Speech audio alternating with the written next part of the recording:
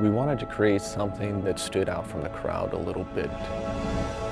This is the reveal of the big mystery that Halo and Halo 2 have been driving toward.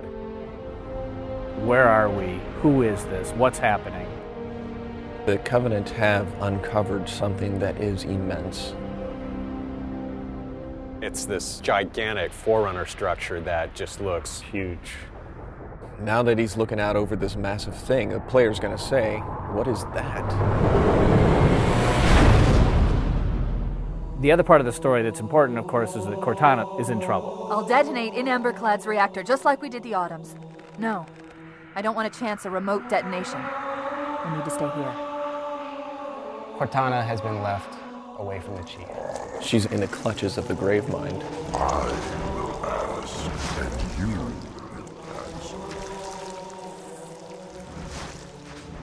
All right. Shoot. We don't know what's happened to her since then. We don't know it's Cortana. It could be any sort of bizarre, almost satanic sort of voice. I am your shield. I am your sword. Something seems wrong. I know you. Your past. Your future.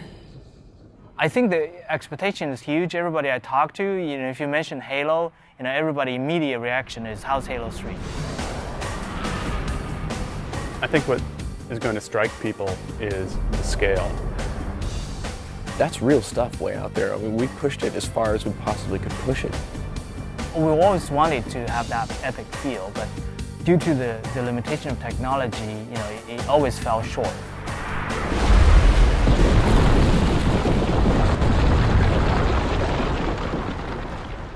When you're working in high definition, it's a very unforgiving environment. Look at the Master Chief's armor. You see cool things about the Master Chief's armor. You see that he's self-shadowing, you see the textures are very high resolution, there's real-time reflection on his visor. But you look closer, you see he's beat up, he's scratched. He has been through some horrific battle, and we're actually showing that on the Chief this time around. If people show just a pre-rendered movie, then there's always going to be speculation about, well, yeah, sure, your engine's not going to be able to do that. And I think what we're trying to show firmly is that our engine can do the stuff that we say it's going to do, and it's doing it right now. What we're building here is our bar for where we're going to shoot for in real gameplay. It's great. There's 90 guys here. Half of them are artists, half of them are engineers. And it's like oil and water. All the left-brain people and all the right-brain people, and both groups think that they're really the people in charge. Apparently engineering is quite important. Oh, of course, it's a science. I like to draw pretty pictures.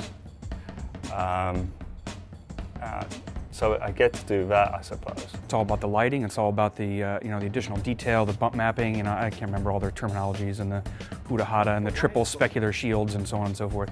In Halo 3, you have like entire dynamic range available for you. So, things are bright, things are dark. You have the whole contrast there. For example, the sky. It's a new way of doing our sky, like from Halo 2. Every now and then, it'll catch my eye still, and then realizing, wow, I can't believe we're able to pull that off. For the announcement, it's gone really well. It hasn't been as much of a monkey shit fight as it could have been. Poon would be people make decisions that affect us and they don't really worry about it. Like, oh, it's all right, the sound guys will figure it out at the end of the chain. And we do, always, but sometimes it feels a little like he got shat on a few too many times. Everyone else is prolonging my part of the job. I'm actually just making it better. So that's how that works. I think Marty's is pretty diverse in the way that he composes and the styles that he composes in. The fanfare is actually a new theme. And I don't know if it's ever going to show up ever again. At times he's pulling out, Enya. Oh no, I didn't say that. At times he's paying homage to other artists. There are no monks singing in this. The only hint that I want to give anybody that this is Halo is that I'm going to be in E Dorian. I actually just played an octave on the piano, just straight E's. When I played it back, I realized that it instantly got my attention. For this one, we had a great session with live orchestra, which is a bit above and beyond what we've done in the past. Master Chief is coming out of a desert, blowing heat, wind, completely obscured. So I wanted it to sound almost ethereal, just to bring some tension in and then have it open up slowly. The music and the sound is all about the drama. I'm just trying to absolutely score the drama of this moment. I mean, I think in the end, you're absolutely going to be able to play exactly what you're watching in this trailer.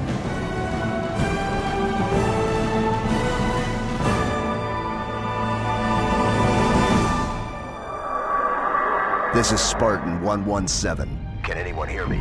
Over. Well, we had such a great ending to Halo 2, where Master Chief said, I want to finish the fight. Master Chief, you mind telling me what you're doing on that ship? Sir, finishing this fight.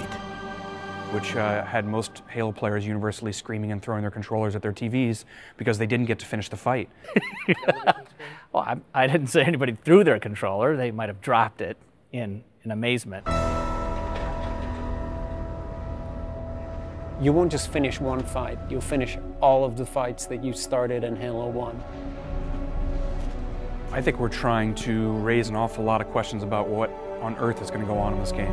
No pun intended. We want this to be the Return of the King. We want this to be the final chapter in an epic trilogy. It's coming, and part of it's already here. It's going to be cool. This is the game. This is the engine. This is what Halo 3 is going to look like.